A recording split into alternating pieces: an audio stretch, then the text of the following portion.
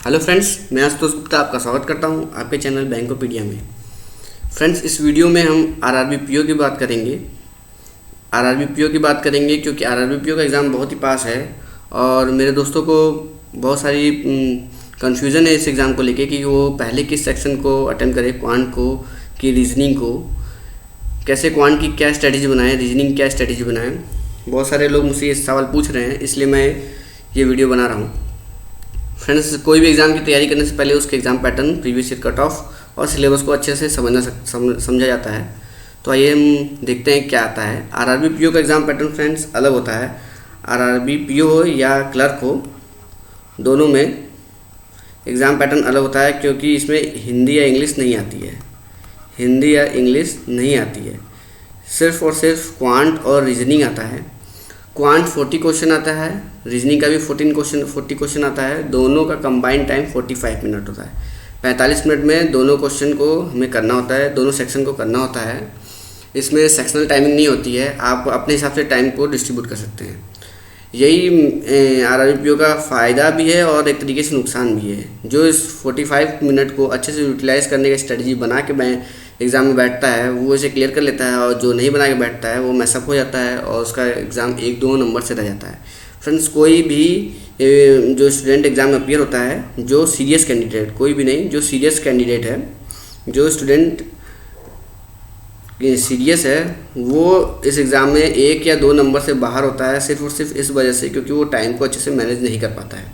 ऐसा नहीं है कि वो क्वांट में कमज़ोर था या रीजनिंग में कमज़ोर था, वो उसका सिर्फ एक यही कारण होता है कि वो टाइम मैनेजमेंट नहीं कर पाए। तो देखेंगे फ्रेंड्स ये टाइम हमें कैसे मैनेज करना है। पहले हम आगे सिलेबस और प्रीवियस ईयर कट ऑफ देख लेते हैं, उसके बाद बात करेंगे। प्रीवियस ईयर कट ऑफ को देखते हैं। फ्रेंड्स, मैं यूपी से हूँ तो यूपी का कट ऑफ लिया हूँ यहाँ पे, और उस पर्टिकुलर ईयर में किस स्टेट से कट ऑफ हाईएस्ट गया था उसको लिया गया है। तो 2017 में यूपी से कट ऑफ गया था जनरल कैटेगरी का 49.82 और हाईएस्ट गया था 64.5 हरियाणा से।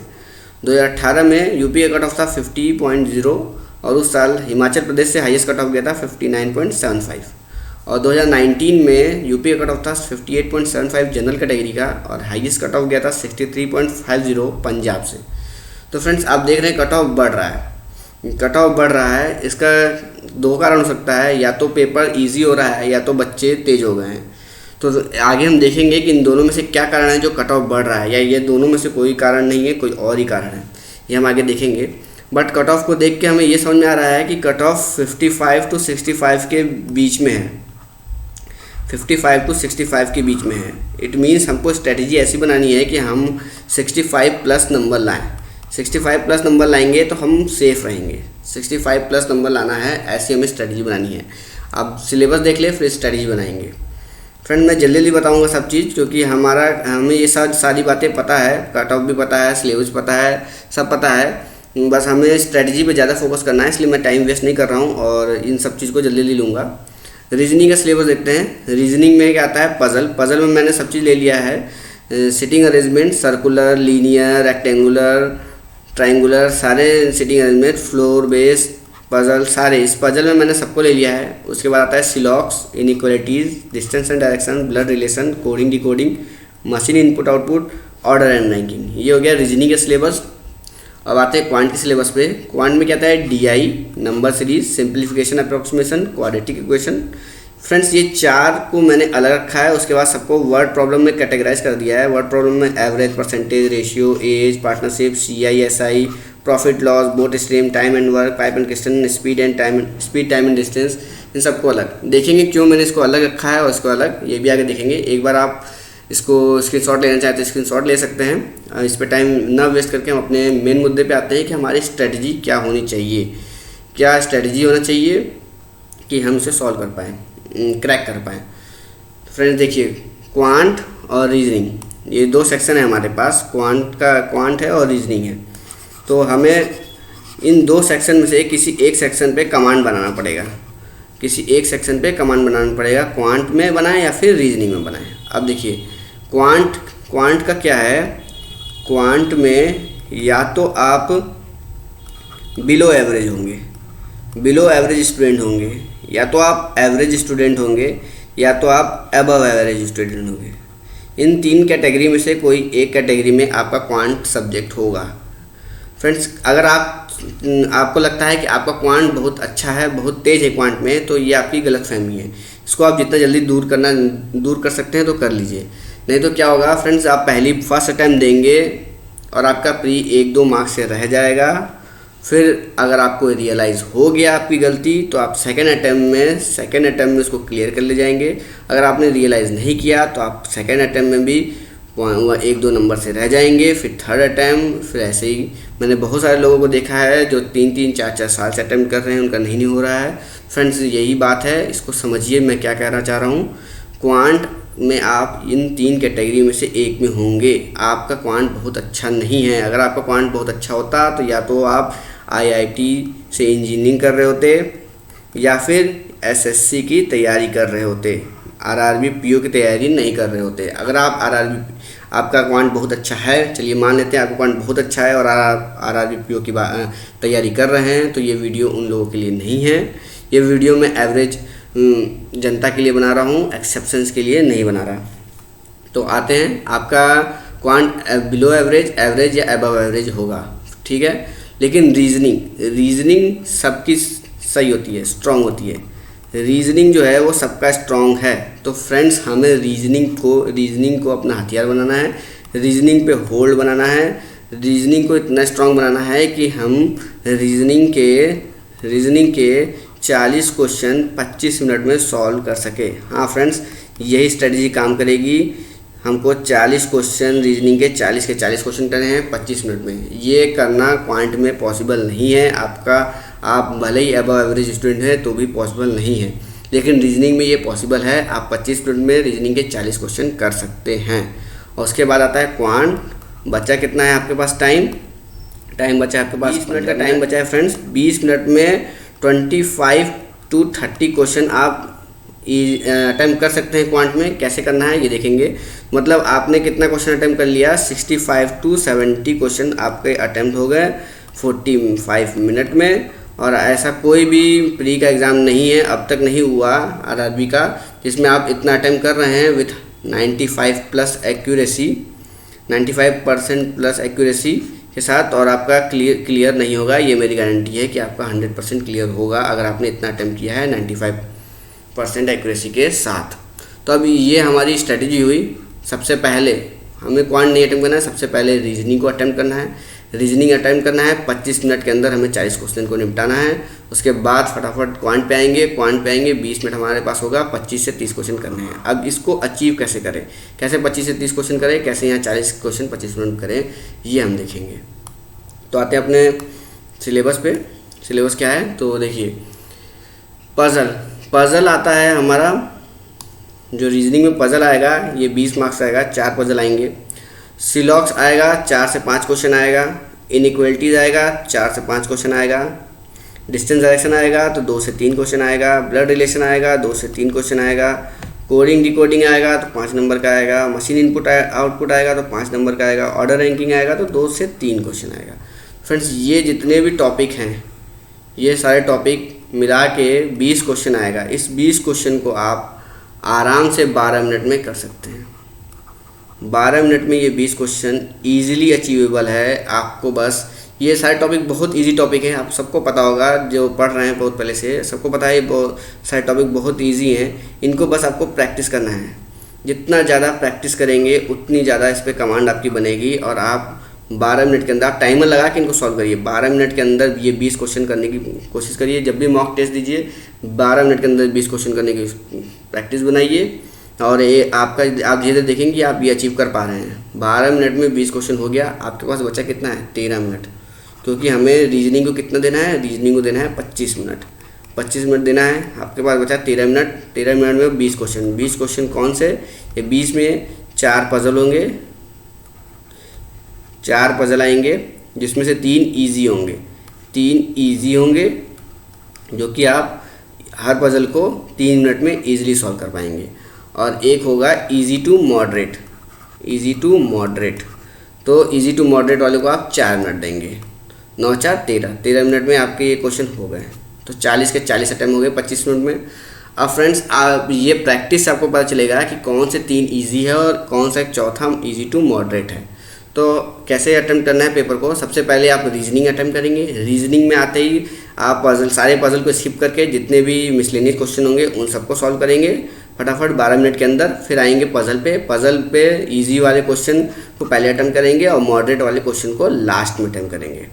मॉडरेट वाले को लास्ट में करेंगे और उसमें भी 12 मिनट में ये सारे मिसलेनियस हो जाने चाहिए और बचे हुए 13 मिनट में ये चारों हो जाने चाहिए। मतलब 25 मिनट में आपके 40 क्वेश्चन यहाँ पे अटेम्प्ट हो जाएंगे। अब फ्रेंड्स मैं इन सब पे अलग अलग वीडियो बनाऊंगा, सिलॉक्स पे, इनइक्वालिटी पे, डिस्टेंस डायरेक्शन पे। तब आप देखेंगे कि ये सिलॉक्स के 5 क्वेश्चन जो 4 से 5 क्वेश्चन है कैसे आप 1 मिनट में कर लेते हैं। हाँ फ्रेंड्स 1 मिनट में 4 से 5 क्वेश्चन हो जाएगा। इनइक्वालिटी के 4 से 5 क्वेश्चन 1 मिनट में होगा। डिस्टेंस एंड डायरेक्शन के 2 से 3 क्वेश्चन 1 मिनट में होगा। ब्लड रिलेशन के 2 से 3 क्वेश्चन 1 मिनट में होगा। कोडिंग डिकोडिंग के 2.5 से 3 मिनट में होगा 5 क्वेश्चन। इनपुट आउटपुट के 3 मिनट में होगा। ऑर्डर रैंकिंग के 1 मिनट में होगा। ये टोटल आप करेंगे तो 12 मिनट आएगा दोस्त। 12 मिनट में आप ये 20 क्वेश्चन कर सकते हैं अगर आप रीजनिंग पे प्रैक्टिस किए हुए हैं तो। फिर उसके बाद आएंगे हम क्वांट पे। क्वांट के पास हमारे पास बचा होगा 20 मिनट। 20 मिनट में आपको करना है 20 मिनट में आपको कितना क्वेश्चन करना है 25 से 30 क्वेश्चन करना है। 20 मिनट में आपको 25 से 30 क्वेश्चन करना है ना फ्रेंड्स। ओके तो आ जाते हैं अपने पॉइंट पे। 25 से 30 क्वेश्चन करना है। DI आएगा हमारा 10 नंबर का। ओके DI हमारा आएगा कितने का 10 मार्क्स का। नंबर सीरीज आएगा 5 मार्क्स का। सिंप्लीफिकेशन अप्रोक्सीमेशन से कोई एक आएगा 5 मार्क्स का। क्वाड्रेटिक आएगा 5 मार्क्स का। अब देखिए दोस्तों 10, 5, 15, 5, 20, 5, 25। अगर पेपर इजी हुआ तो ये 25 नंबर आएगा। अगर पेपर इजी नहीं हुआ, एवरेज लेवल का आया, तो ये सिंप्लीफिकेशन या क्वाड्रेटिक में से कोई एक आएगा तो ये 20 नंबर का हो जाएगा। चलिए मान लेते हैं 20 नंबर है, 25 न लेके 20 नंबर। ये 20 नंबर हमारा 12 मिनट में अचीव हो सकता है ईजीली। DI को हम 10 नंबर DI का 7 मिनट में 2 DI कर सकते हैं। नंबर सीरीज का 5 क्वेश्चन 3 मिनट में कर सकते हैं। सिंप्लीफिकेशन का 5 क्वेश्चन 2 मिनट में कर सकते हैं। क्वाड्रेटिक का 5 क्वेश्चन 2 मिनट में कर सकते हैं। और हमने यहाँ तक जो 7, 3, 10, 2, 12 मिनट में हो गया कि नहीं दोस्त। 12 मिनट में 20 क्वेश्चन हो गया। या तो ये आएगा या तो ये आएगा। तो 12 मिनट में 20 क्वेश्चन आराम से हो गया। हमारे पास बचा कितना है 8 मिनट। अब दोस्तों लोग यहाँ फंस जाते हैं, वर्ड प्रॉब्लम में लोग फंस जाते हैं। क्वाड्रेटिक के ईगो पे ले लेते हैं और उनका प्री नहीं होता है, नहीं निकलता है। अब वर्ड प्रॉब्लम में हमें स्मार्टली वर्क करना है। स्मार्टली क्या वर्क करना है, word problem age percentage ratio average percentage ratio age partnership profit and loss. बस इन 1, 2, 3, 4, 5, 6 इन 6 टॉपिक की हमें ज़बरदस्त प्रैक्टिस करनी है। 6 टॉपिक की ज़बरदस्त प्रैक्टिस करनी है प्री के लिए। मेंस के लिए तो हमें सब पढ़ना है, प्री के लिए इन 6 टॉपिक्स पे ज़बरदस्त प्रैक्टिस करनी है। क्यों? क्योंकि एवरेज परसेंटेज रेशियो और प्रॉफिट एंड लॉस ये ऐसे टॉपिक हैं जो हमारे DI को स्ट्रॉन्ग करेंगे। DI इन्हीं पे बेस्ड आती है, एवरेज पे, परसेंटेज पे, रेशियो पे या फिर प्रॉफिट एंड लॉस पे। प्री की DI बात कर रहा हूँ। ये DI इन टॉपिक पे बेस्ड आती है। तो इन टॉपिक को पढ़ने से हमारा क्या होगा, DI स्ट्रॉन्ग होगा। और दूसरा इन सारे टॉपिक के क्वेश्चन को हम 40 to 45 सेकंड में सॉल्व कर सकते हैं। हाँ फ्रेंड, मैं हाइपोथेटिकल नंबर नहीं लूँगा कि आप 20 सेकंड में कर सकते हैं, विदाउट पेन पेपर कर सकते हैं, ऐसा कुछ भी नहीं। 40 to 45 सेकंड में इनके वर्ड प्रॉब्लम एवरेज के, परसेंटेज के, रेशियो के, एज के, पार्टनरशिप के और प्रॉफिट एंड लॉस के कर सकते हैं। तो हमारे पास बचा है 8 मिनट। 40 to 45 सेकंड में हम इन टॉपिक के क्वेश्चन कर सकते हैं। तो आराम से 8 मिनट में हम 8 मिनट में 8 क्वेश्चन तो कर ही सकते हैं दोस्त। 8 मिनट में 8 क्वेश्चन कर लिए तो टोटल हमारा कितना हो गया 20 मिनट। 20 मिनट में 20 क्वेश्चन उधर, 8 क्वेश्चन उधर, 28 क्वेश्चन अटेंड हो गए। अगर आप इन चक्करों में पढ़ें कि SICA के क्वेश्चन करने लगे या फिर बोट एंड स्ट्रीम के क्वेश्चन करने लगे, टाइम एंड वर्क क्वेश्चन करने लगे, पाइप एंड क्रिस्टल के क्वेश्चन करने लगे, speed and time and distance के क्वेश्चन करने लगे, एक और टॉपिक आता है प्रोबेबिलिटी के क्वेश्चन करने लगे, एक और टॉपिक आता है मैंसुरेशन के क्वेश्चन करने लगे, बस आप वहीं फंसे। क्योंकि ये सारे टॉपिक ऐसे हैं या अगर ये सॉल्व हुआ तो 1 मिनट लेगा ही लेगा, और अगर नहीं हुआ सॉल्व 1-1.5 मिनट आपका ले भी लेगा और नहीं भी सॉल्व होगा। तो इन सब के चक्करों में नहीं पढ़ना है दोस्तों, स्मार्टली वर्क करना है। आपको बस सिलेक्टेड टॉपिक्स पे ज़्यादा प्रैक्टिस करनी है और इन टॉपिक से क्वेश्चन आने ही आने हैं फ्रेंड्स। आप प्रीवियस ईयर के पेपर उठाइए और देखिए। तो हमने क्या स्ट्रेटेजी बनाई, हमारा स्ट्रेटजी यही रहा कि सबसे पहले हम रीजनिंग को अटेम्प्ट करेंगे। रीजनिंग को कितना देंगे, 25 मिनट। उसके बाद क्वांट को अटेम्प्ट करेंगे। क्वांट को कितना टाइम देंगे, 20 मिनट, टोटल 45 मिनट हो गया। अब रीजनिंग में भी सबसे पहले हम मिसलेनियस करेंगे। मिसलेनियस को देंगे 12 मिनट और उसके बाद पजल करेंगे। पजल को देंगे 13 मिनट, हो गया 25 मिनट। क्वांट में आएंगे। क्वांट में हम 12 मिनट किसको देंगे, डीआई को, नंबर सीरीज को, सिंप्लीफिकेशन को और क्वाड्रेटिक इक्वेशन को। उसके बाद बचा हुआ 8 मिनट किसको देंगे, एवरेज के क्वेश्चन को, एज के क्वेश्चन को, पार्टनरशिप के क्वेश्चन को, रेशियो के क्वेश्चन को, प्रॉफिट एंड लॉस के क्वेश्चन को। बस इतना हमें अटेम्प्ट करना है फ्रेंड्स। आप यकीन मानिए मैंने यही स्ट्रेटजी बनाई थी और मेरा क्वालिफाई हुआ था 2019 का आरआरबी पीओ। 2019 का आरआरबी पीओ मैंने इसी स्ट्रेटजी से क्वालिफाई किया है।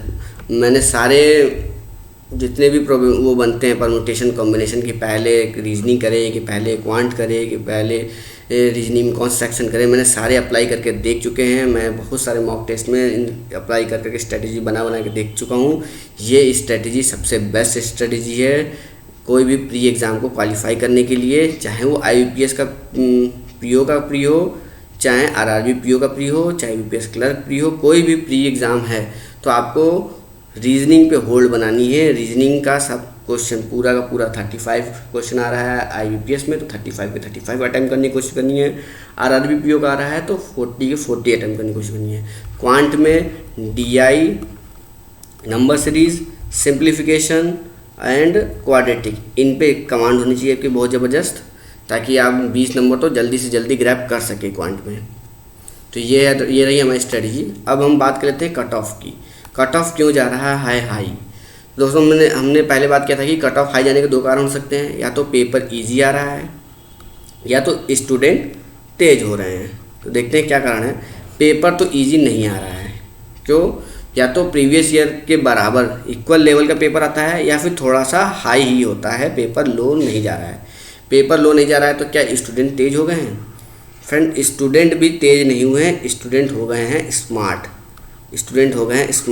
स्मार्ट प्रिपरेशन कर रहे हैं। जैसा कि मैंने आपको बताया, क्या वो यूज़ कर रहे हैं, स्मार्टली अपने सिलेबस को फिल्टर कर रहे हैं और उस पर कमांड बना रहे हैं। स्टूडेंट हो गए हैं स्मार्ट, आपको भी बनना पड़ेगा स्मार्ट।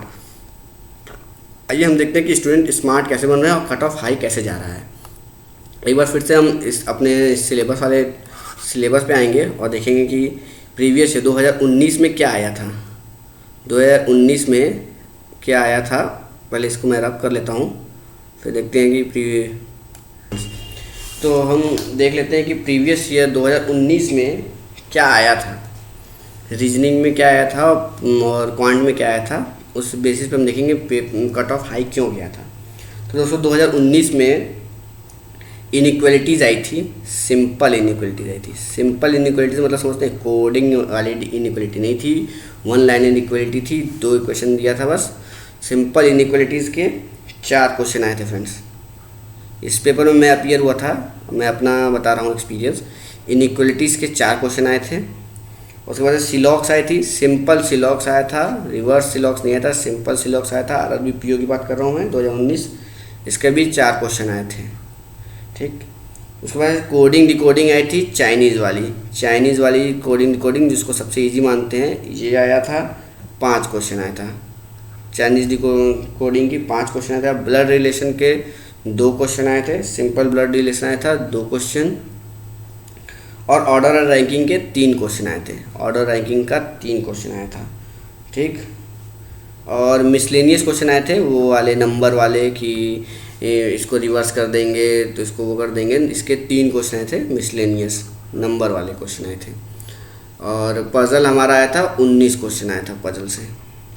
तो टोटल कितना हो गया, 9 4 13 4 17 2 19 5 24 3 27 30 का 0 हासिल 3 1 4 40 क्वेश्चन हो गए हमारे। ये 40 क्वेश्चन हो गए। अब देखिए ये पजल इतना इजी आया था फ्रेंड्स कि अब मैं क्या बताऊँ, 2 3 मिनट में सॉल्व हो रहे थे। सिलॉक्स ये 4 क्वेश्चन मैं मुश्किल से लेस देन 1 मिनट में 50 सेकंड में कर लिया हूँगा। चलिए 1 मिनट ले लेते हैं, इनइक्वालिटीज़ का भी मैं लेस देन 1 मिनट में, लेकिन 1 मिनट ले लेता हूँ। Blood relation 1 minute, coding decoding 2-2.5 minute, order ranking 2 minute. और इसमें से मेरा एक क्वेश्चन नहीं हुआ था, मुझे आ ही नहीं रहा था वो क्वेश्चन, तो ये 2 मिनट में 2 क्वेश्चन हुआ था मेरा। टोटल कितना हो गया? 1 2 3 4 5 6 7 8 9 मिनट यहाँ। और मुश्किल से मेरा टोटल रीजनिंग का मेरा अटैम्प्ट हुआ था 23 मिनट में। मैंने 23 मिनट में 39 क्वेश्चन अटैम्प्ट किए थे 23 मिनट में। जब मेरा रीजनिंग ख़त्म हुआ था, एक क्वेश्चन मुझे नहीं आ रहा था, मैंने देखा था टाइम 23 मिनट हो चुके थे, जो कि मेरा टारगेट होता है 25 मिनट में 40 क्वेश्चन करना, लेकिन 23 मिनट में हो गया था। क्यों ऐसा क्यों हुआ कि मेरा 2 मिनट बच गया? 2 मिनट इसलिए बच गया क्योंकि सिलॉक्स और इनइक्वालिटीज़ एक साथ आ गई थी फ्रेंड। या तो सिलॉक्स आता है या तो इनइक्वालिटी आता है, और ऊपर से चाइनीज़ डिकोडिंग भी आ गया था। ये 2 में से कोई एक आता है। अगर दोनों आ गया है, इसका मतलब है पेपर ईजी है।